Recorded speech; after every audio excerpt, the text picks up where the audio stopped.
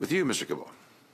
Thank you, Mr. Chair, and I'd like to thank our panel for their service and honestly their very powerful testimony, and I will acknowledge the courage it took for all of you to share that today. And if my questions make you uncomfortable, please just let me know, and I'll move to a different question.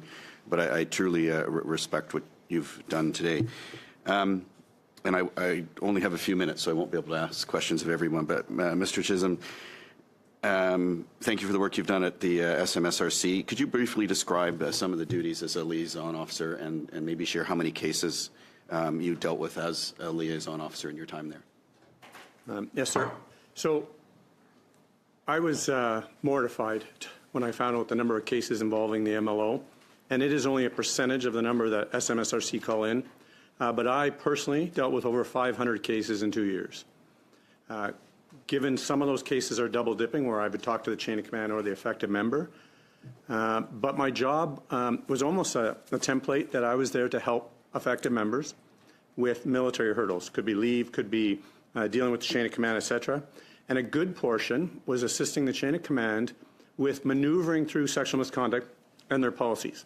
Because these chains of commands, these commanding officers and chiefs weren't dealing with this every day, thank goodness, and I was. So I would tell them the steps to go through and give them and the affected members choices.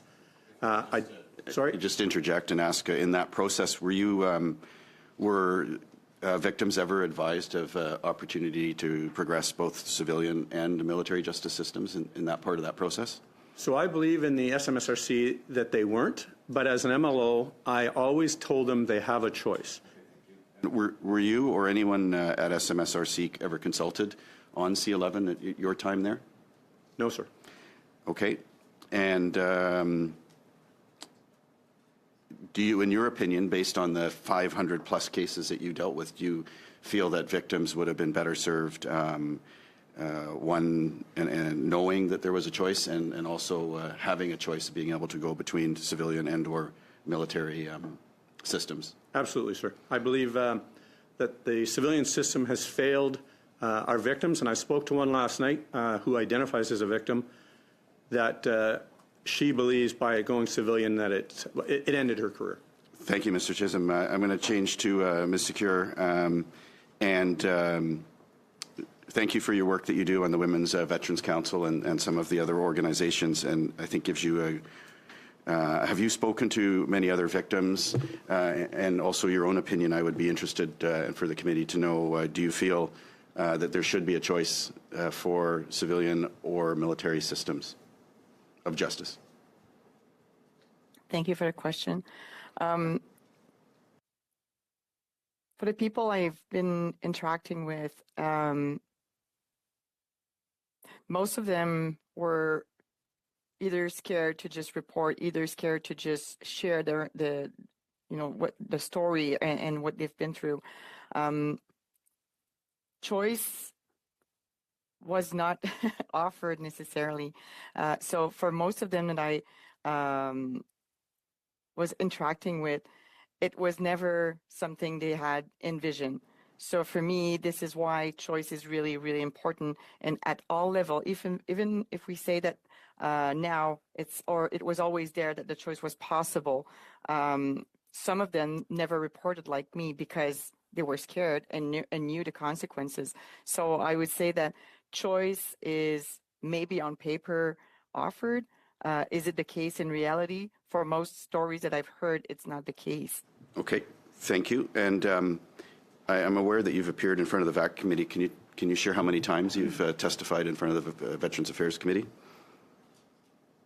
Thank you for the question. So I testified for 4 times.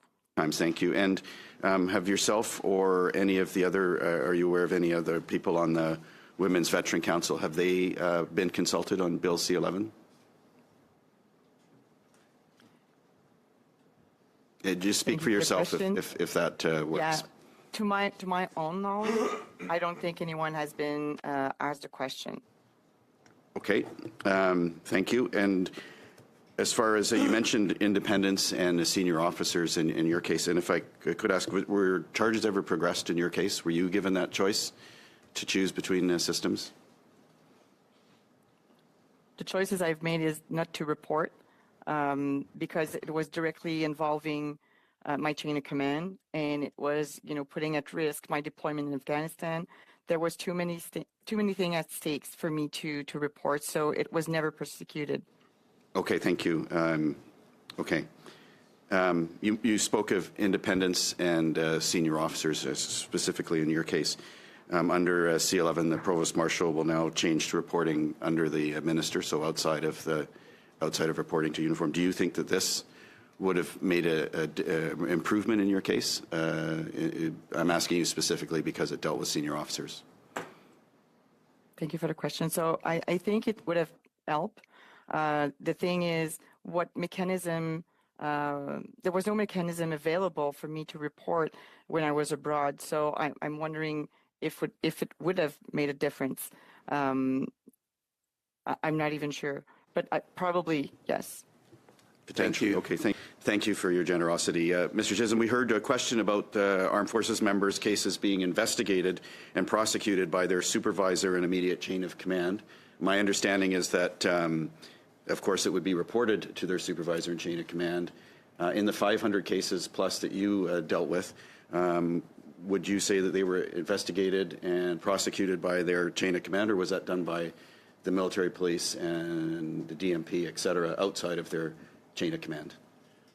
Good question, sir. I think the low-level stuff can be investigated by the chain of command well, but generally, and I don't like low-level, high-level, but most commanding officers, if they feel they can't be independent, will get somebody from outside their unit to do the investigation.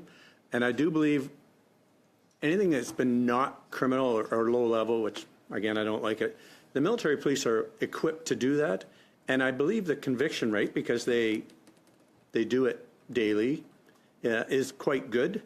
I've been to many summer trials and courts-martials where if it gets to that point, so the person has been investigated well, and generally convicted.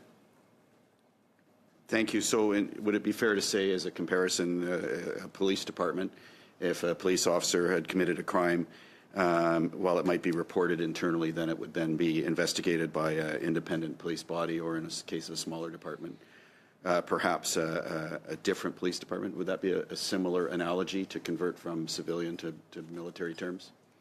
I believe that's a good analogy, sir, and that most commanding officers are meaning well, and if they feel they couldn't be independent, that they would get an external environment. Thank you. I want to do a quick roundtable for everybody about Dr. McKenzie refers to making a decision, I think the quote is, in the moment, following an assault. And so we'll just start with Mr. Chisholm. In your experience of what you've seen, and for everybody else, a personal experience, did you feel that you had to report immediately in the moment, or was there a time at a later time when you were removed from a dangerous situation and stuff? So just to speak to the in the moment, or were you given time? And in your case, the cases that you've seen, Mr. Chisholm, very quickly so we could get around the table. I believe that most people are leery to report right away because they're in a trauma state. And then I believe once they're informed properly that they would have a better avenue, sir. A safer, more appropriate time to make such an important decision. Thank you. If the rest of the panel could, if we start with Ms. Wood.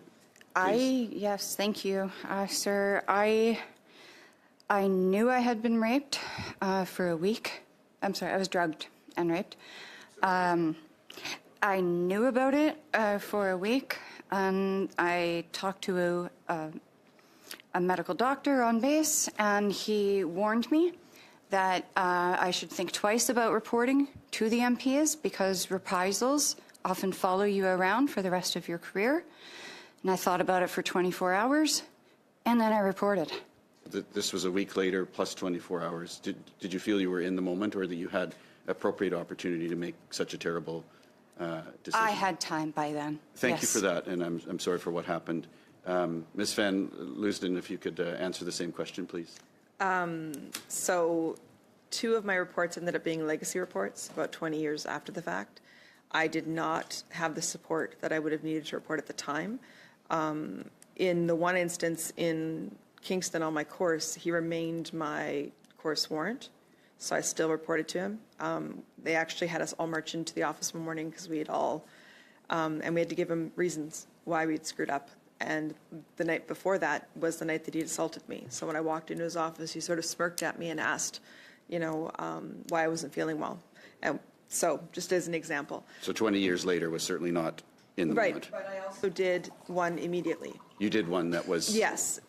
At the time, I reported immediately, they called the MPs, they arrested him on scene and took him away. Okay. Thank you. Yeah.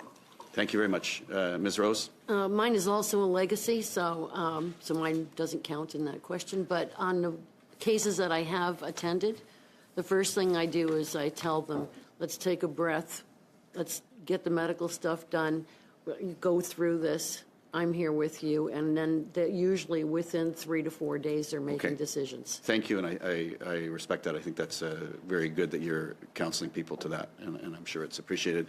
Ms. Schuller. Merci pour la question. Thank you for the question. It happened twice in the same evening. There was a person accompanying me, and I disclosed to that person what happened. And I was deploying 3 days after, and he did ask me, "What do you want to do?" And I said, "I cannot do anything because if I disclose or report right now, I might be taken out of the deployment because of all the legal thing." Thank you.